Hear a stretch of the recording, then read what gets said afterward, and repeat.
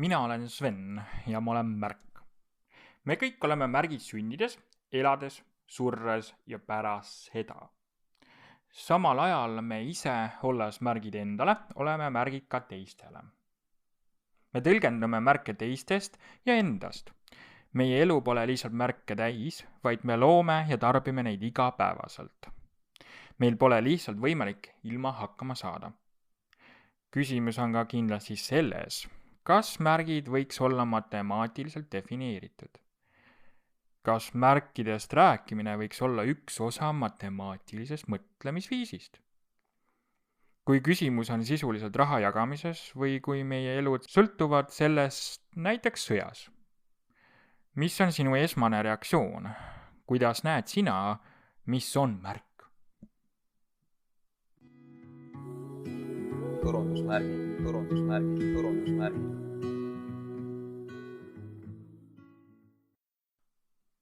Semiootikas erinevalt filosoofiast lähtub põhjendamine märgist ja selle tähendusest, mida me mõtleme küsimusega, mis on märk.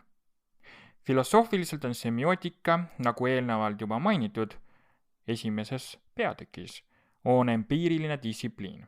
Semiootika põhineb märgil, nagu reaalteadused põhinevad välisel maailmal, mida me saame ka ühtlasi näha. Märk on semiootikutele kui muna ja kana probleem, milleta hakkama saamine pole võimalik. Vastustest küsimusele, mis on märk, algab tähendusloome mõistmise teekond ja samas ka lõpeb, sest märgi määratlus põhjendab ühtlasi teekonda. Sellegi poolest räägivad ja rakendavad semiootikud märke oma tööde alusena sujuva lihtsusega. Näiteks oled sa tähele pannud, et e-loengute taskuhäälingu nimi on turundusmärgid. Nimi näitab seda, kes me oleme, kes me tahame olla turunduslikult. Turunduskontekstis muidugi. Taskuhäälingu eesmärgist lähtuvalt pidi nimi olema üldarusaadav ja akadeemiliselt palju lubav. Turundusmärgid on nimena mõistetav olenemata teadmistest, semiootikast või turundusest. E-loengu sari räägib turunduslikel teemadel. Eksitavaks võib saada sõnamärgid, mõistmine nimes. Märgil on ühiskonnas mitmeid tähendusi, vahetuid ja kaudseid, mis oleneb väga palju kuulajast ja tema teadmistest, kogemustest ja hoiakutest oma elus. Taskuhääling lähtub märgi ühiskondlikust arusaamisest ja paneb selle populaarteadusliku tegevuse vankri ette ja sõidab sellega. Märgist saab värav, et tutvustada semiootikat nii, nagu seda turunduses oleks vaja kasutada. Kui sul on võimalus vaadata taskuhäälingu kaanepilti või minna svenanderson.org, siis uuri, millise peidetud vihje ma olen peitnud loengute taustale. Vihje. Taskuhääling keskendub minu doktoriõpingutele, ehk siis kuidas ma turundussemioootikast räägin. Läbi ajaloo on märk olnud üldiselt midagi, mis esindab midagi muud. See omakorda tähendab, et märgid on meie peas, kellegi jaoks. Näiteks inimese peas, inimese jaoks. Näiteks koera pilt on reaalseks märgiks koerast, kes on pildil. Märkidest on raske rääkida kui objektiivsest nähtusest keskkonnas, kus puudub elus organism. Märgid on esindusüksus, mis annab edasi tähenduse ilma objekti olemasoluta. Märk on seega väiksem tähendusühik, millest saab rääkida. Märgi anatoomia sõltub palju autorist ja tema teooriatest või teooriast. Peamiselt räägitakse semiootikas vähemalt sissejuhatavalt algusest märgist Peirce'i ja de Saussure loomingu põhjal. Vastus eelnevale küsimusele on digitaalne maailm. Arvutid ja matemaatiline mõtleviis, millele viitavad sõnad ja sümbol keset taskuhäälingu kaanepilti. Semiootikas on 2 peamist märgi anatoomiat ja teooriat, millest räägitakse põhjalikumalt, kui ülikoolis õpid. Mis kujundavad ühtlasi edasiste semiootikute mõtteid seoses märgiga ka. Universaalne semiootiline märgi anatoomia pärineb Ameerikast Peirce'i sulest, mille järgi on märgil 3 komponenti. Objekt, esitis ja tõlgend. Objektiks võivad siinkohal olla ka teised märgid, esitised või tõlgendid. Esitis on tähistaja staatuses ehk miski, mille abil objekti edasi kantakse, kui objekti ennast ei kaasata. Tõlgend on tagajärg inimese või elusolendi peas, mille põhjal tehakse tegusid. Märk on seega ühenduslüli objektist, esitisest ja tõlgendist. Universaalseks teeb Peirce'i märgi anatoomia võimekus analüüsida nii inimese kõne, kirjakeelt, pilte, asju, nähtuseid ja helisid ühtsel metoodilisel viisil. Teisalt kindlama ja lingvistilise suuna on võtnud Euroopa suurkuju de Saussure märgi anatoomia, mille kohaselt on olemas tähistaja ja tähistatav ning nende omavahelise suhte moodustav märk. Tähistaja on esitis ja tähistatav on objekt ise ning märk on nende tulemuseks lingvistiline, mõtteline kontseptsioon. Samas, kuna tänasel päeval on mõlema märgi anatoomia põhjal olemas segaversioone ning edasiarendusi, siis võib semiootikat teha ka kindlaid autoreid ignoreerides. Aga kui akadeemiliselt kindlaks jäädes, siis pead sa veenduma originaalallikate põhjal, kuidas autorid on märgist rääkinud ja kirjutanud.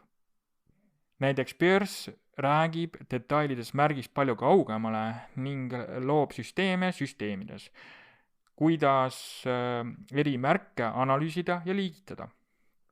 Olemas on näiteks nullmärk. Mis on nullmärk? Nullmärk on, kui millegi puudumisest saab millegi jaoks tähendus. Näiteks vaikus vestluses või pausid luules või laulus on sageli tähenduse kandjad. Turunduslikult ja brändiloomes võib nullmärgiks saada näiteks see, mida brändilugu ei käsitle.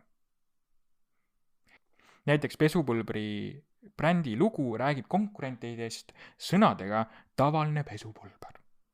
Seega konkurentidest saab märk omaette, mille kohta tekivad kliendil küsimused ja bränd hakkab vajama laiemat konteksti.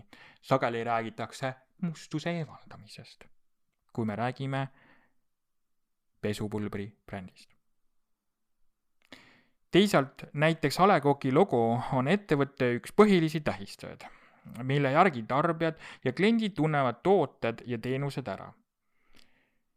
Peirce'i märgid süsteemi kohaselt on A. Le Coq'i logo puhul võimalik eraldiseisvalt liigitada, kuidas esitis ehk logo suhestub objektiga ehk ettevõttega ja tõlgendiga ehk arusaamaga konkreetsest ettevõttest ja selle toodangust ning teenustest. Pikema ajalooga ettevõtted aga aeg-ajalt ka muudavad logo või selle nüansse ja nii on ka teinud A. Le Coq'i logo läbi arenguloo, mis räägib omakorda loo, kuidas ettevõte tajus turgu iseennast koos turu arenguga. Siinkohal lähtub märgi tähendus kontekstist. Kontekst on laiendused, mis jäävad väljaspool märki. Paraku jäävad märgist välja ka teised märgid. Me saame aru ühest märgist teiste märkide kaudu. Meie mõistmine oleneb märgi omavaheliste erinevuste märkamisest. Joogiklaas saab tähenduse peamisest kasutusest keskkonnas. Veiniklaas on tähenduslik veiniklaasina ainult siis, kui veini valatakse klaasi. Vastupidisel juhul võib veiniklaasist üldiselt nimetada pokaaliks ning selle nimetus on meie jaoks tähenduslik teiste sõnadega ehk märkide suhtes. Sageli pole võimalik rääkida märgist vahetult, nagu pole võimalik näha ka tuult. Kuid märgist on peaaegu alati võimalik rääkida kaudselt, nagu ka tuulest. Märgid omavahel loovad omaette keeli. Inimeste räägitav ja kirjutatav on vaid üks võimalikest keeltest. Semiootikute jaoks on olemas siiski üks keel ja selleks on märgikeel. Kui erinevaid märke on üheskoos palju, siis nad moodustavad omavahel terviku, kompositsiooni ehk keele. Näiteks fotost ja sõnadest saab üheskoos poster. Liikuvatest piltidest saab film või telesari.